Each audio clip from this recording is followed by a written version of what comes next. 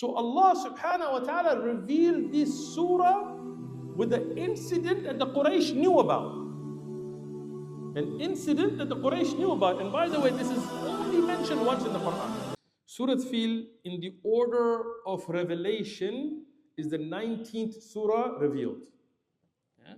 So there is an order that's in the Mus'haf today, meaning you begin with Al-Fatiha, then we have Surah Al-Baqarah and so on, until you get to Surah Nas. And this is the order of the Quran, ijma'an, by the consensus of the Muslim Ummah. Alhamdulillah, Allah bless us with the Quran that we don't disagree on. We don't have like a Sunni Quran, a Shi'i Quran, and a Hanafi Quran. Alhamdulillah, we have one Quran, 114 chapters, 30 juz, begin with Al-Fatiha, ends with An-Nas. Stay with me, everybody. But the order of revelation is not the same as the order of the Mus'haf, and it wasn't supposed to be. The Quran was revealed with context of what's going on, and that's very important. Because if it was just revealed, Fatiha, Baqarah, Al Imran like this, we may not understand what these verses are about. Ayat about jihad that are about fighting would be misused in times of peace. Ayat about a particular situation would be misunderstood. So from the wisdom of Allah subhanahu wa ta'ala, the Quran was revealed in 3 stages. There's Hadith Abdullah ibn Abbas radiallahu anhuma in the Tafsir al-Tabari. The first is that Allah revealed the Quran to Lawh al-Mahfuz, the preserved tablet. And that is with Allah, and it's preserved. As is all of the kalamat of Allah. All of the speech of Allah is preserved. It cannot be changed, it's with Allah. Then Allah subhanahu wa ta'ala revealed the entire Quran in one night. Did you know that? The whole Quran was revealed in one night. What night was it? Laylatul Qadr. In Surah Al-Qadr, when we get to, inshallah, for tafsir, we'll go over that. But not to the earth, to Baytul Izzah, which is a place in the first sama. It's above us. There is Baytul Ma'mur, a place above that in the 7th sama where the malaika make tawaf. There is a lot. This is all from Quran and authentic ahadith. There is a lot more above us. There is the Ahlus Sama, the people of the skies, malaika and things that we don't see. Don't think what we see is all there is. So Allah revealed the entire Quran in one night. And then the third revelation was over 23 years of the life of the Prophet sallallahu alaihi wasallam, from the time that he was 40 to the time that he was 63 alayhi salatu salam. And that was revealed in bits. Why? So you can understand context. You can understand the Quran and apply it and don't misuse it.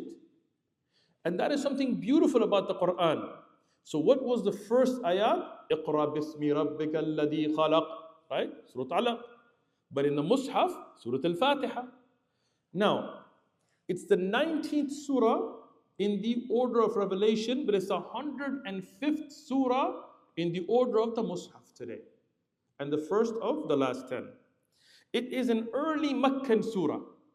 No doubt, if you look at Ibn Abbas, Dahaq, Ata, and Ibn Kathir and others have reported from them that everybody agreed this is from Mecca. And what was going on, the context of the ayat.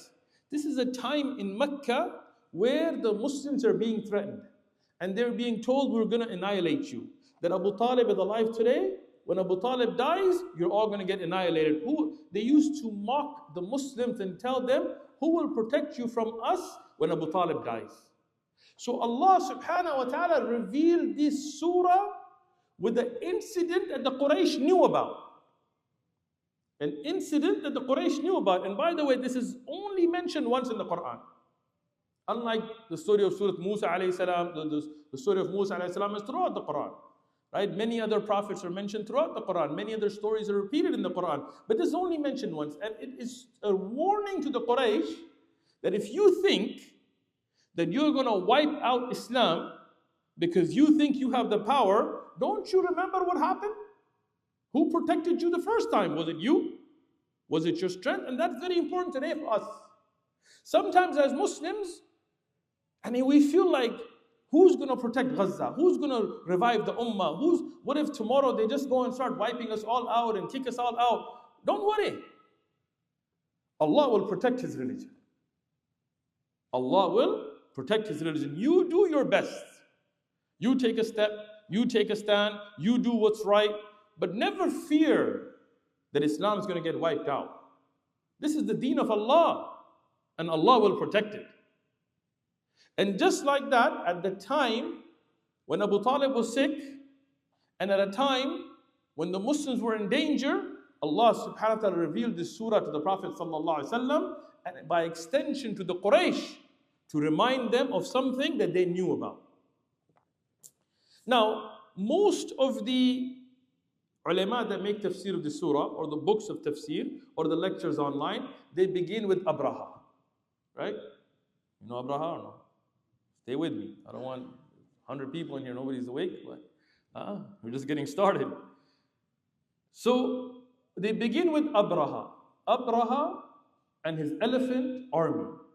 But how did Abraha get to be where he was? He is not from Yemen. See, this is the problem, that people don't understand the Quran in its proper depth.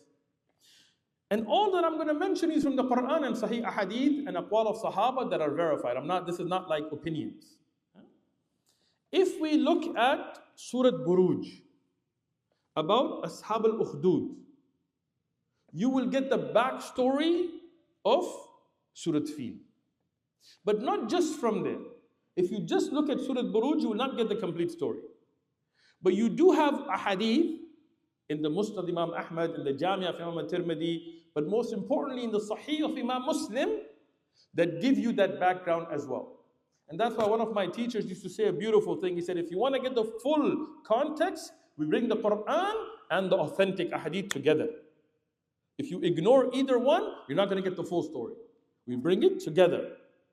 So, one of the early kings in Yemen, and this is something that I looked up not just in Islamic literature, but I looked up in non-Muslim literature.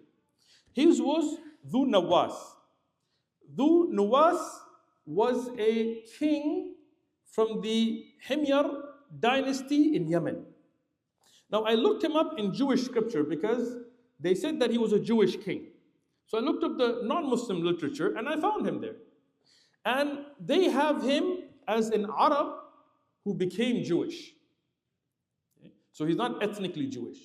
And his name, according to their literature, was Yusuf Asa Yathaz Himari. And modern Jewish historians have put him as Yusuf Nu'as. But as we know, in Islamic literature, he is called Dhu Nuwas. He was somebody who, according to Jewish literature as well, was a cruel king. He was cruel. And he used to indulge in idol worship and magic. And that's why, even if you look at many of the biblical accounts of the different kings of Judah and Israel, many of them, according to the Bible, even were evil. And not every king is going to be good. So, Dhu Nawas, he was a king. This is pre-birth of Rasulullah sallallahu alaihi wasallam, by the way. So, in the early times, what was Islam? Islam didn't begin with the Prophet sallallahu alaihi wasallam. This is a misconception. Islam did not begin with the revelation of the Quran. Islam has been the deen of Allah from Adam alayhi salam. And everybody who submitted to the message of Allah, obeyed Allah, worshipped none but Allah, stuck to Tawheed, stayed away from shirk, and followed the Prophet of their time was a Muslim.